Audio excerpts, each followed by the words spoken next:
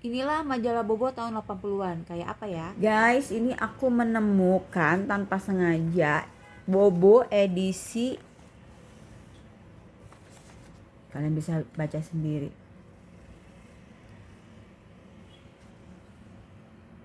19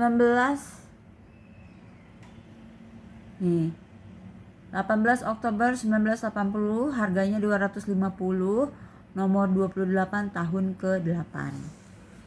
Ini adalah majalah aku waktu aku masih kecil, dibeliin sama papaku. Nah, majalah untuk anak-anak di taman kanak-kanak dan sekolah dasar. Nah, ini wah, siapa yang akan ulang tahun? Bobo sudah membawa hadiah bunga ya. Tapi Bobo tidak beli loh. Bunga itu dia petik dari kebun sendiri. Nah, ini kan ada unsur karakternya bahwa kita tuh harus rajin menanam. Jadi bisa petik bunga sendiri, bunganya bisa dikasihin ke orang lain. Jadi ada unsur mendidiknya Bobo zaman dulu itu yang aku suka. Kita lihat ya.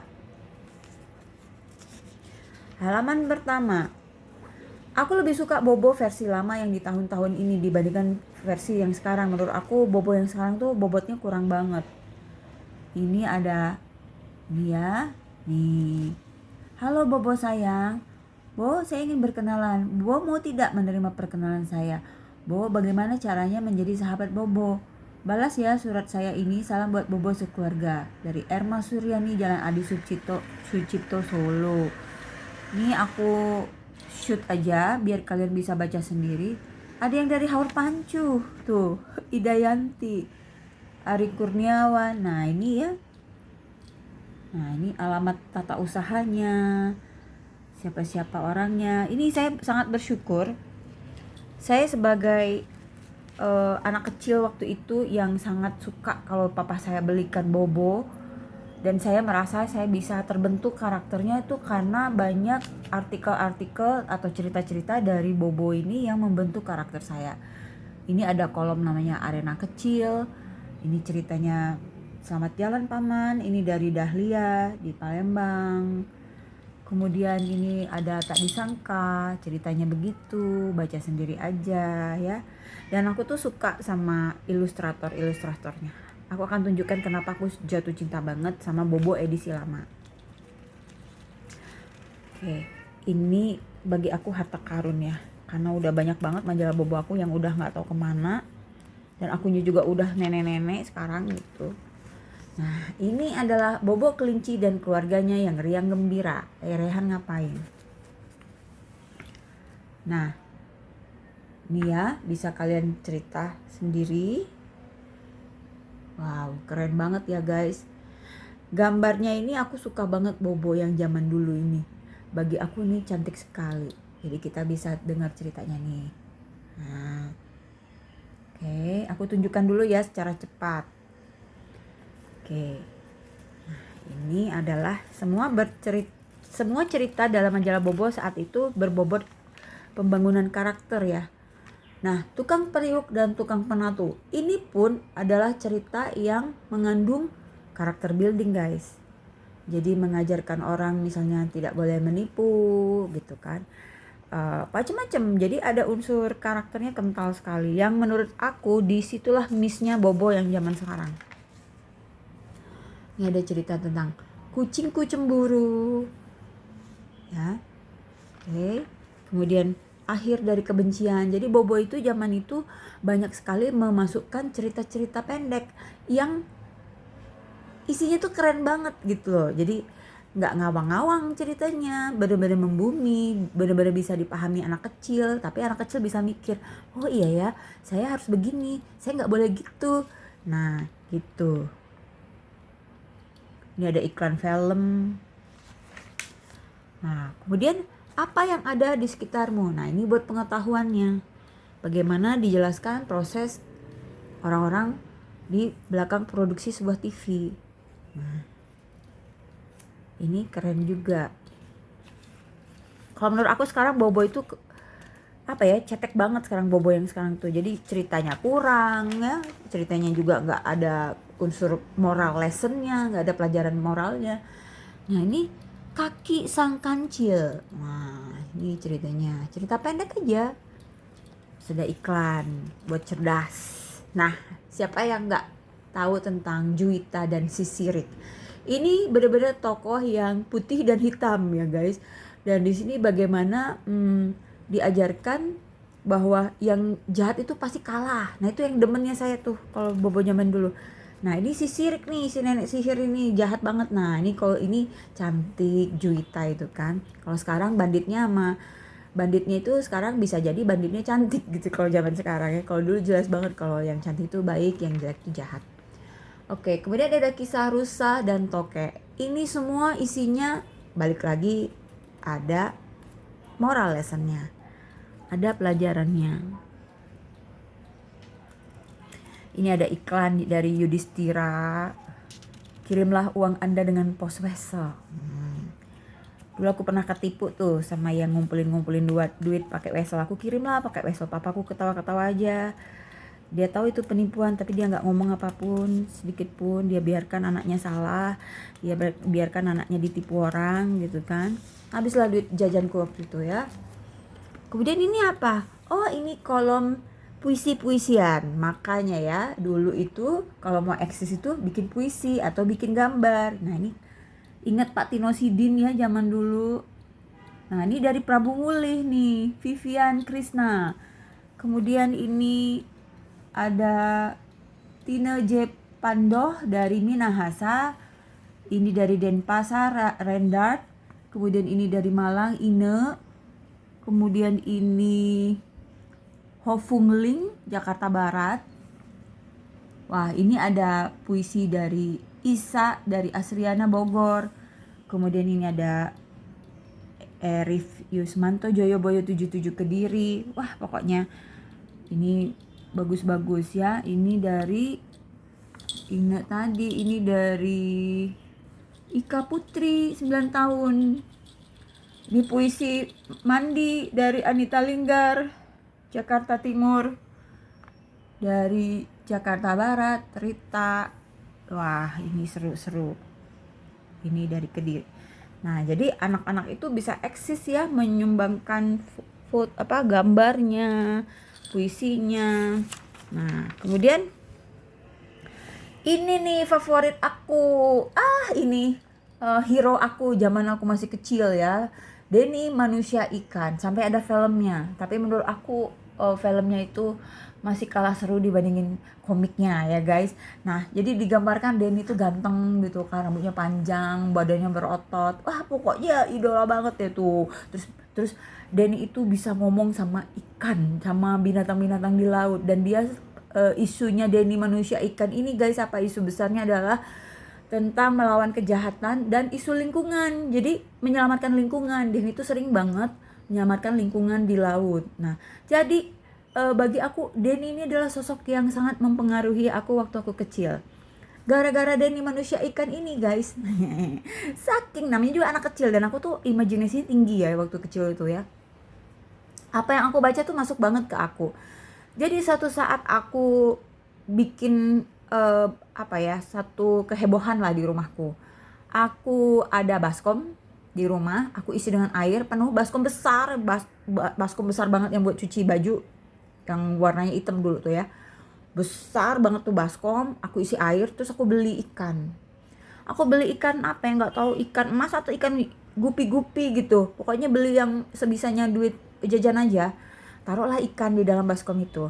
And you know what I did? Aku cemplungin lah kepalaku di baskom itu dan aku berusaha banget bisa bicara sama ikan. Jadi bayangin, dilihatlah satu waktu pada saat lagi nyelam-nyelam di baskom itu kepalaku, dilihatlah sama mama kan. Mama tuh langsung, kamu nih apa-apaan sih gitu, ngapain sih kamu gitu, dimarahin dah. Jadi aku sangat bisa mengerti kenapa anak kecil misalnya waktu mereka nonton Gulat Smackdown, mereka Smackdown sampai patah tangannya, kayak temen aku anaknya Kiki itu sampai harus dioperasi gitu ya. Atau misalnya ada anak kecil yang dia nerjunkan diri pakai payung gitu ya, karena dia ngelihat film Up di mana orang bisa terbang pakai balon aja. Itu saya sangat mengerti kenapa, karena aku tuh dulu kayak gitu. Jadi aku tuh sangat terinspirasi sama satu tokoh ini, dan sampai sekarang efeknya adalah aku sangat peduli sama lingkungan ini berkat exposure waktu kecil dari Denny Manusia Ikan. Jadi siapapun ini, aku sangat suka banget cerita tentang Denny Manusia Ikan, dan aku tidak tahu sampai sekarang siapa sih yang menceritakan atau siapa sih yang menciptakan Denny Manusia Ikan ini ya gitu. Dan ini tuh benar-benar hero pahlawan aku waktu kecil. Kemudian ada cerita lagi tentang peri air. Ini balik-balik lagi cerita yang berhubungan dengan karakter. Jadi di Bobo itu semua ada bagusnya. Misteri boneka lucu. Nah, ini juga ada ceritanya. Jadi intinya tuh materi yang disajikan di cerita-cerita Bobo itu, itulah menurut aku yang, nah paling bagusnya itu nih ilustrasi ini nih, Aladin. Menurut aku seorang yang suka gambar, aku suka seni, aku suka lukisan. Jadi aku sangat bisa menilai ini bagus apa enggak ilustrasinya. Menurut aku inilah ilustrasi di majalah anak-anak yang paling bagus, yaitu pada saat baca Aladin. Bayangkan pada ini di edisi yang ini yang biasa ya, tapi pada saat Aladin itu membawa serah-serahan untuk diberikan ke cewek yang mau dia nikahin, itu kekayaannya itu benar-benar digambarkan bagus banget gitu loh gambarnya itu loh. Dan di sini tuh benar-benar keren banget ya. Entah kenapa Aladin itu digambarkan dengan baju kayak semi-semi Chinese gini ya. Mungkin ini ilustrasinya di negeri Cina, tapi sebenarnya Aladin kan katanya dari Arab. Nah, jadi ini agak bingung juga ya, yang bener sih yang mana. Nah, ini lucu banget sih menurut aku ilustrasinya itu. Dan aku tuh benar-benar suka banget ilustrasi yang Aladin ini. Menurut aku warnanya bagus, gambarnya cakep. Untuk bahkan untuk di era sekarang pun menurut aku yang ilustratornya Aladin ini tetap acungan jempol buat aku ya. Kemudian ini apa sih, kolom sayembara Bobo. Isi TTS. Boleh dilihat di sini yang isi TTS itu bukan aku. Ya, tapi ini tulisan papaku. Papaku tuh suka ngisi TTS karena dia tuh orangnya pintar. Papaku tuh orang intelek ya, walaupun dia nggak sekolah tinggi, tapi dia seorang intelek karena dia senang membaca. Jadi tidak sekolah itu karena kondisi waktu itu kan perang segala macem, miskin banget, belum sekolah tuh belum jadi umum lah ya. Tapi papa tuh termasuk sekolah yang lumayan lah waktu itu. Kalau orang lain Indonesia waktu itu masih banyak yang buta huruf, papa tuh udah sekolah sih gitu. Tapi untuk sekarang ya sekolah dia tuh sekolah rendah ya, sekolah rakyat. Tapi dia tuh intelek. Dialah yang mengajarkan aku suka membaca. Dia orang yang menghabiskan banyak uang untuk beli majalah-majalah. Jadi seluruh majalah yang ada di kios majalah di pasar itu papa tuh langganan semua. Bukan beli 1-2, tapi bisa berbagai, mungkin lebih dari 11 majalah, lebih dari berapa koran. Jadi di rumah kami itu banyak sekali koran bertumpuk-tumpuk, majalah bertumpuk-tumpuk. Tapi aku sangat bersyukur ya, aku dapat exposure sedemikian rupa ketika aku waktu masih kecil itu, karena dengan adanya bahan bacaan yang begitu melimpah di rumah, aku tuh menjadi seorang kutu buku yang menurut aku sampai sekarang sangat membantu aku untuk melanjutkan pendidikanku ke tingkat yang lebih tinggi. Dan aku lulus S2, di mana kalau kita sekolah itu kita harus banyak baca dan harus bertahan-tahan dengan membaca gitu. Jadi kalau aku tidak terlatih dari kecil sering membaca, mungkin nggak tahan gitu ya kalau harus dalam tekanan, harus membaca dengan banyak, dengan cepat, dalam waktu sekian jam gitu kan. Nah itu efeknya tuh nanti ke depannya gitu. Jadi buat orang tua, para orang tua, mama papa gitu, saya menghimbau tolonglah di rumah itu banyakin bahan bacaan gitu loh. Bukan bahan permainan game-game gitu, bukan, tapi bacaan tuh ada nggak bukunya, ada nggak majalahnya, ada nggak gitu. Kalau sekarang mungkin pakai internet, nah pakai internet juga harus dilihat anak kita tuh ada exposure membacanya atau tidak. Karena aku ngelihat kecenderungannya sekarang anak-anak itu sekarang males membaca ya, males banget membaca. Jadi kalau mau membaca juga maunya yang teks yang kecil aja kayak komik kayak gitu, nggak mau baca yang benar-benar mendalam kayak gitu, satu buku baca gitu, nggak. Sekarang tuh udah berbeda. Tapi menurut aku membaca itu benar-benar beda insight-nya ketika kamu cuma baca sepintas. Kalau ketika kamu mendalami sebuah ilmu, mendalami sebuah buku, baca tuntas satu buku tuh beda dengan kalau kamu cuma dengar doang dari TikTok atau dari YouTube. Beda kedalaman ilmunya tuh beda, pemahamannya tuh berbeda. Jadi aku bersyukur banget aku tuh jadi suka baca gara-gara exposure buku-buku dan bahan bacaan yang disediakan oleh papa. Untuk itu aku terima kasih banget sama papa. Nah, di sini tuh ada kolom rubrik ya. Zaman dulu itu kami sering korespondensi, yaitu kuku kok hitam banget ya ini. Nah, aku tuh nggak suka kalau kuku kotor ya guys. Nah, itu mungkin didikan zaman dulu kuku itu nggak boleh kotor ya. Kalau kotor dikit aku langsung geleh gitu. Nah, lihat ini sahabat Bobo, ini adalah kolom korespondensi di mana kita menceritakan nama kita, umur dan alamat rumah dan hobinya. Nah, cuman modal 4 informasi ini aja kita tuh bisa nanti dikirimin surat sama temen gitu dari mana-mana. Nah, itu jadi sahabat pena. Nah, aku pengen tahu nih kalian-kalian yang hidup di zaman aku dulu tahun 80-an, gimana ceritanya dengan sahabat penanya gitu.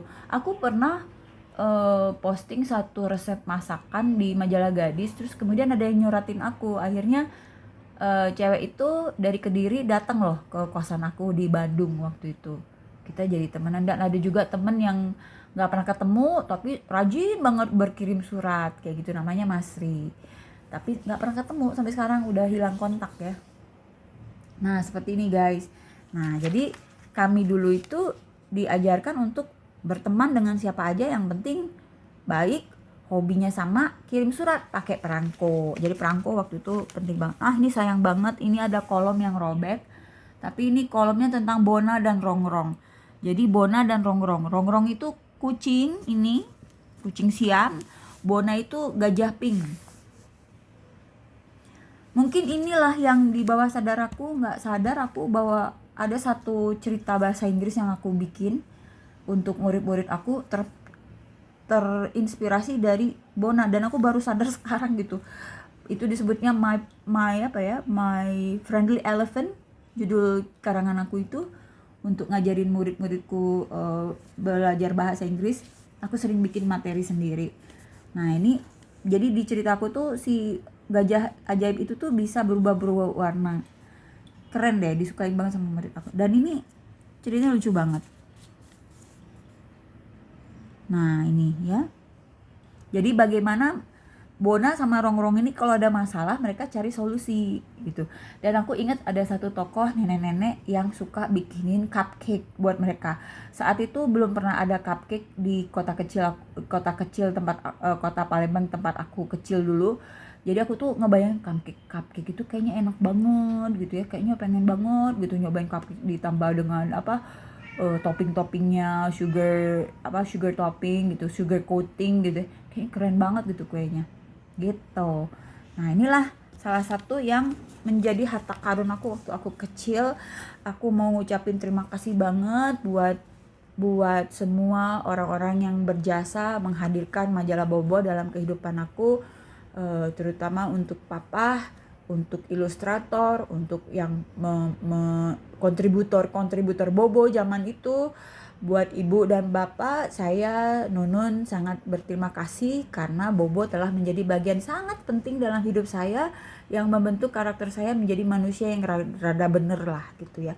Dan menurut saya Bobo seharusnya memuat cerita-cerita yang seperti zaman ini gitu, yang konten moral lessonnya tuh banyak, sehingga anak-anak sekarang itu yang udah budi pekerti udah dicabut gitu ya, makin mengalami degradasi moral, makin mengalami degradasi karakter. Jadi kita bisa masuk dengan menyajikan cerita-cerita pendek seperti zaman-zaman ini, dimana anak-anak bisa dengan mudah mencerna apa yang baik dan buruk.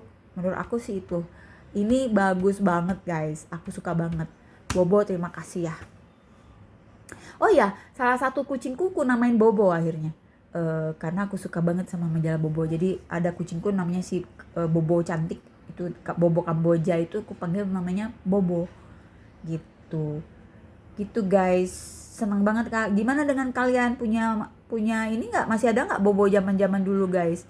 Coba di-share ya, di komen, kita share aja ya cerita masa kecil kita. Oke guys, gitu aja dulu dari aku. Nanti kapan-kapan aku bacain cerita yang ada di sini ya. Oke semua, wassalamualaikum warahmatullahi wabarakatuh. Saya Nunun Jafar dari Nunun Network.